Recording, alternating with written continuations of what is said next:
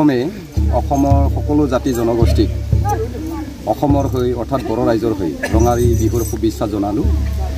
আমি আগৰ যি আমাৰ কলা সংস্কৃতিৰ লগত জড়িত ঘৰে ঘৰে গৈ আমি বিহু নাচা এই উদ্দেশ্যটো লৈ এই কাৰ্যসূচীটো লৈ আমি আহি টৌভাঙাৰ নবিল বড়ো গাঁৱত আমি আজি বিহু দল হিচাপে আমি উপস্থিত হৈছোঁ।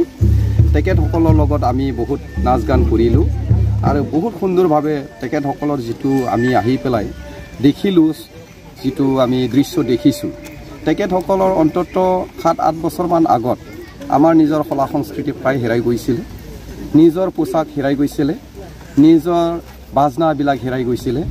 গতিকে সকলোখিনি প্ৰায় হেৰাবলৈ গৈছিল। কিন্তু ইয়াত কিছু সংখ্যক বা কিছু গণ্যমান্য ব্যক্তিসকলে এক দুইটাই লগ লাগি যিখিনি কামটো কৰিলে, বাথৌ ধৰ্ম গ্ৰহণ কৰি নিজৰ পোচাক পিন্ধি আজিৰ দিনত যি সুন্দৰভাৱে তেখেতসকলে বৈশাগু নাচি আছে, আমি আচৰিত পাইছোঁ। আৰু বাথৌ ধৰ্ম লোৱাৰ পিছত সকলো কলা সংস্কৃতি তেখেতসকলে গ্ৰহণ কৰি ল'লে, সুন্দৰভাৱে আজি বিহু নাচিছে, খাম চিফুং বজাব জানিছে। আৰু আমাৰ আশা ৰাখিছোঁ ইয়াত যিখিনি আমাৰ বড়োসকলৰ আমাৰ জাতিৰে কিছু আছে, তেখেতসকলেও সেই বিহুৰ সময়ত, বৈশাগুৰ সময়ত নতুন নতুন ড্ৰেছ পিন্ধি আগৰ দুখ বেদনা সকলোখিনি পাহৰি নিজৰ মাজত হিংসা হিংসিটো এৰি এই নতুন বছৰত সকলোৱে লগ লাগি মেলি নাচ গান কৰিব লাগে, বিহু নাচিব লাগে। আৰু এই নতুন বছৰ বুলি আমাৰ যিহেতু বৈশাখ জেঠ আষাৰ শাওণ আদি কৰি যিটো এক বছৰ আমি ধৰা হয়, গতিকে প্ৰথম মাহ বুলি আমি ধৰি লয়। আৰু প্ৰথম মাহৰ প্ৰথম দিনৰ পৰা অৰ্থাৎ 1 তাৰিখৰ পৰা আমি নতুন মাহ বুলি আৰু নতুন বছৰৰ প্ৰথম মাহ বুলি আমি ধৰি লয়। আৰু সেইটো সময়ত আমাৰ আশীৰ্বাদ দিয়া আৰু সৰু সৰু ল'ৰা ছোৱালীৰ কাৰণে আশীৰ্বাদ দিয়া, লগতে ডাঙৰখিনিক আমি সন্মান দিয়া, এইখিনি আমাৰ কাৰ্যসূচী থাকে। আমি বহুত আনন্দ পাইছোঁ। এই নবিল বড়ো গাঁৱৰ সকলো ৰাইজে যথেষ্ট দেখিছে, যিখিনি আমাৰ লগত নাচিছে আমি ধন্যবাদ জনাইছোঁ। আশা ৰাখিছোঁ নিজৰ কলা সংস্কৃতি আগত যেনেকৈ হেৰাই গৈছিলে সেইটো যাতে হেৰাই নাযায়, বৰঞ্চ তেখেতসকলে নিজৰ আহি থকা যিখিনি জেনেৰেশ্যন আছে, ল'ৰা ছোৱালী আছে, তেখেতসকলক যাতে উঠাই মেলি উৎসাহ দি তেখেতসকলে আমাতকৈ আৰু সুন্দৰ পৰিৱেশ গঠন ল'ব পাৰে, সেইটো মই কামনা কৰিলোঁ।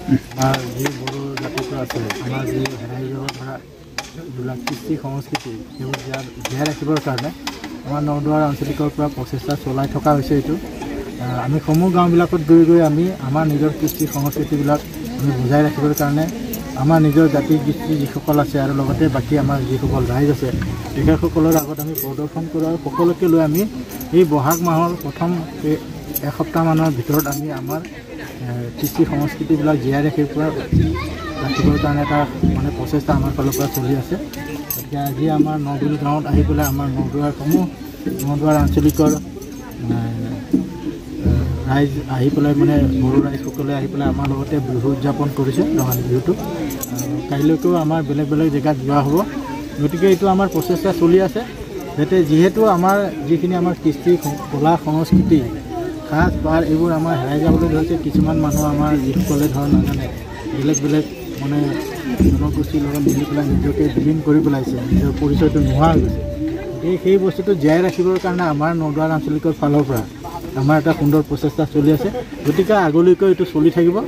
আৰু আমি ভাবোঁ যে আমাৰ যিসকল ৰাইজ, আমাৰ যিসকল বড়ো ৰাইজ আছে বিশেষকৈ, তেখেতসকলে নিজৰ কৃষ্টি সংস্কৃতি এৰি পেলাই আনৰ কৃষ্টি সংস্কৃতি যিসকলে লৈ আছে, তেখেতসকলেও আমাক দেখি পেলাই যাতে তেখেতসকলে আগবাঢ়ি আহি পেলাই আমাৰ নিজৰ বড়ো জাতিটো জীয়াই ৰখাৰ কাৰণে যিটো আমাৰ প্ৰচেষ্টা, তাত যাতে সহযোগ কৰে, তাৰ কাৰণে আমি আন্তৰিক শুভেচ্ছা ৰাখিলোঁ। আৰু সকলোকে নৱবৰ্ষৰ শুভেচ্ছা দি পেলাই মই ইমানকে কৈ